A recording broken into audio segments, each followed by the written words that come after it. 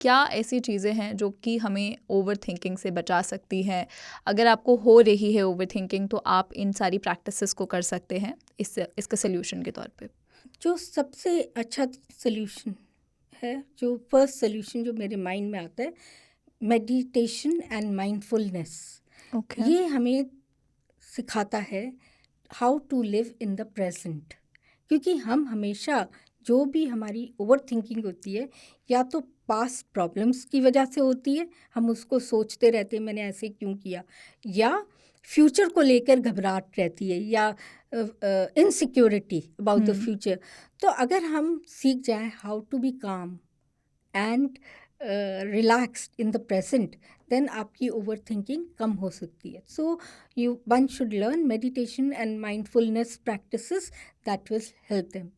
Mindfulness में exactly क्या क्या चीज़ें आती हैं? You can do mindfulness breathing, okay. mindfulness observing things. For example हम माइंडफुलनेस ब्रीदिंग का एग्ज़ाम्पल देती हूँ. उसमें आपको आंखें बंद करके सिर्फ अपने सांस पे ध्यान देना होता है, अच्छा। और सांस पे ध्यान दे के जब आपका थॉट आ रहा है उसको आराम से हटा के फिर वापस ब्रीदिंग में आना होता है. ओके। अनदर वे जो मैं अपने क्लाइंट्स को कहती हूँ कि आपको जैसे ही पता चलता है कि आप स्पाइरल में हो, क्योंकि जब स्पाइरल में जाते हो आपको पता नहीं होता, but after some time you realize कि मैं थक रहा हूँ, तो उस समय you can do one thing, take a ice, hold your ice and mindfulness. कैसे करना है? Observe the sensations okay. Of the coldness, हाथ में कैसा लग रहा है. तो आपका एक कट होगा from those thoughts. Your full focus on the properties of the ice. Okay. So it's like कि आप एक दूसरा मेजर सेंसेशन ट्रिगर कर कर रहे रहे हैं दूसरे उससे डिस्ट्रैक्ट होने के लिए, कट ऑफ होने के लिए. ओके. दूसरा चीज़ है you do deep breathing relaxation exercise. पर वो कई बार उसमें क्या है कि आप लोग 15 मिनट 15 बारी करेंगे, 10 बारी करेंगे, फिर आ जाएगी. आई टेल देम कि ओवर थिंकिंग बहुत इंपॉर्टेंट चीज़ जो मैं बता रही हूँ, ओवर थिंकिंग हमेशा होती है जब हम बैठे होते हैं. हम जब चल रहे होते तो नहीं होती.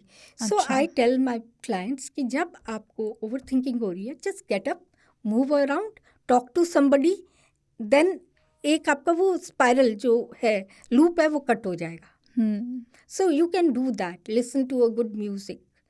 जो मैं एक और चीज़ बोलती हूँ जो अवॉइड करनी चाहिए, जो ओवर थिंकर्स बहुत करते हैं, to avoid over thinking they use mobile, social media, mobile. That should not be done, because वो आपको उसी स्थिति में रखता है. आपको उससे कम नहीं होती, यू आर जस्ट ट्रांसफरिंग. ठीक है, वो मोबाइल जैसे ही आप करोगे तो वो ओवर थिंकिंग आती जाएगी.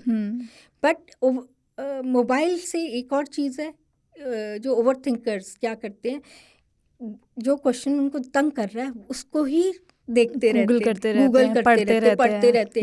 सो I tell all my clients, stay away from this mobile, googling, social media, so that they can relax. More of relaxation and meditation. There's another technique called cognitive behavior therapy. Usse what you can do is learn about maladaptive negative patterns, thinking patterns. ये क्या है? कि आपकी एक सोच, negative सोच है. For example, आप छोटी सी बात को लेकर ओवर जनरलाइज कर रहे हैं या एग्जैजरेट कर रहे हैं, तो फाइंड आउट आपका क्या पैटर्न है जो आपको एंग्जाइटी दे रहा है या फियर दे रहा है. So through cognitive behaviour therapy you can learn what your cognitive distortions are, कि उन पे आप काम कर सकते हैं. For example, black and white thinking होती है. मैं एग्जाम्पल दे रही हूँ कि आप सिर्फ लाइफ को राइट एंड रॉन्ग देखते हो, ग्रे मैटर्स नहीं देखते. फॉर एग्जाम्पल, मुझे 90% ही चाहिए, मेरे 85 या 82% नहीं आ सकते, 89.5 भी नहीं आ सकते. ठीक है, so this is a wrong maladaptive way of thinking. Okay. तो वो आप ग्रे मैटर नहीं देख पा रहे. ठीक है, it is okay to get this much also. There is nothing extremes नहीं हो सकते, या right and wrong, black and white नहीं है. The person doesn't see the grey shades in any situation. So उससे उसको प्रॉब्लम होती है, उससे वो ओवर थिंक करता है. So when we can find out our negative, maladaptive thought patterns or negative thoughts, we can deal with it. We can learn to deal with new pattern of thinking, positive pattern of thinking, adaptive pattern of thinking through CBT with the help of a therapist.